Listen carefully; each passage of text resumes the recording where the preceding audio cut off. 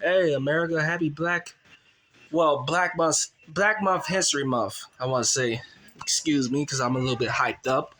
I want to close the door and make sure there's nobody's here, so I can have a special moment alone. Peace.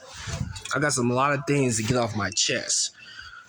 First off, I want to say the three men who have inspired me to have become so successful. These three are former world champions, and they're one of the greatest boxers, the top 10 greatest boxers. That's Muhammad Ali. He's number one. Mike Tyson and Joe Frazier. I want to start off with Muhammad Ali and Joe Frazier. These two warriors that gave me an example to never give up, to keep fighting. Keep fighting with that heart of a lion, of resiliency and willpower. You don't lose if you get knocked down. You lose if you stay down. But you must rise. Must rise up and keep fighting with so much tenacity. With all the strength and energy you have left in your body, you must fight. Okay? That's an example Muhammad Ali and Joe Frazier had inspired me to do. Back in 2016, when I was feeling suicidal, I felt like my life was over. I'm like, what the fuck am I doing? You know, I'm 15. I'm going through some type of experience, but my life is not over. It's too young for me to die. I must rise up and keep fighting. No sooner I look up, 3 years later in 2K20, around November the 2nd, 2020, I got my very first and only job that I've had for about 2 or 3 years now. I became so successful. Whoever thought that? But you want to know why I had made it this far? Because I didn't commit suicide.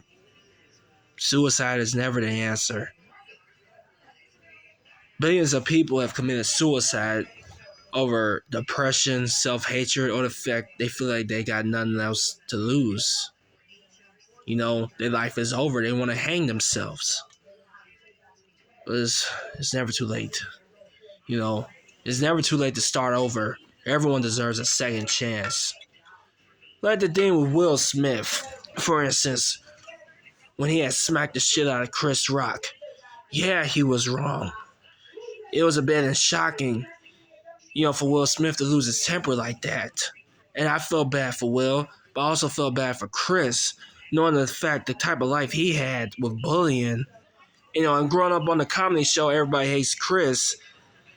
And, you know, it just gave me a flashback how the type of life he's had of being abused and shit like that. But I did not lose respect for Chris Rock, nor did I lose respect for Will Smith. Both of these men have been an inspiration to me as well. Chris Rock has been an inspiration to me on the type of life I might have if I had to grow up with racism with a bunch of white kids and stuff like that. How to be aware of your surroundings, how to be aware of your enemies, because not everyone that helps you is a friend.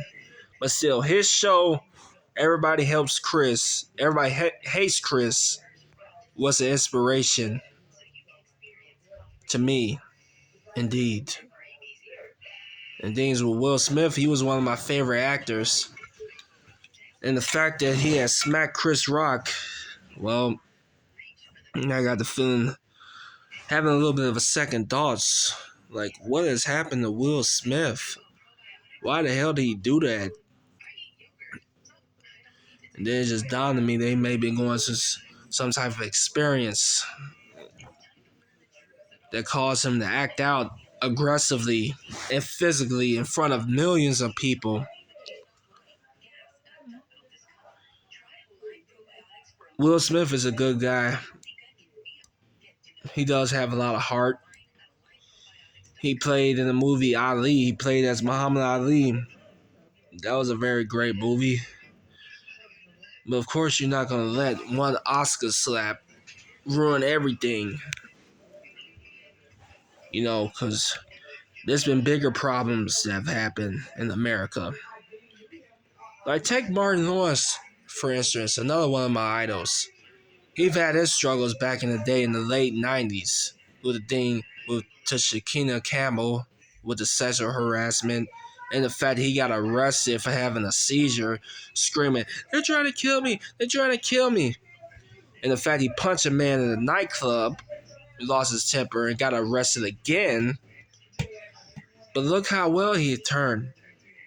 He had turned into one of the biggest movie stars and had earned his spot in the Walk of Fame. You know, if Martin Lawrence deserves a second chance, so does Will Smith. But I'm not going to let some Oscar slap ruin, my respect for Will Smith. He felt like he was doing the right thing, sticking up for his wife. In the unfortunate case, it was wrong. I mean, it was just a joke. But people these days are too sensitive, so you can't joke around no more. Still, jokes are jokes and threats are threats. Okay, there's a difference between a joke and a threat. Like, unless if Chris was a threat in Jada, I could see why Will would smack the shit out of him. But if it was just a joke, it's no big deal. I'm like, people joke about everything. Joke about white people, joke about black people, Mexicans, Puerto Ricans, and stuff like that. That's what's called jokes. That's why you sign up to be a comedian, just to make jokes. Of course, I ain't gonna let no little joke ruin your career and have people losing respect for you. Will Smith was not himself, and he had lost it. He apologized, and I pretty much accepted because I believe people deserve a second chance. Like with Mike Tyson, my mentor and close friend. Things he had went through in childhood. Being bullied, being accused of being a convicted rapist, which was not true. And then the thing with Evander Holyfield with the bite fight. We ain't gonna go into all that. But still, Tyson had bounced from his career. Okay, from his childhood. For having such a rough life to being a successful man and a big mentor to me. He's the whole reason why I started YouTube in the first place. I feel like I need to open up and explain about my childhood of not having no family or friends by my side when I was getting the fist fights in the neighborhoods and school. I felt abandoned, like I did all the battle by myself. But you're never alone when you have God above you.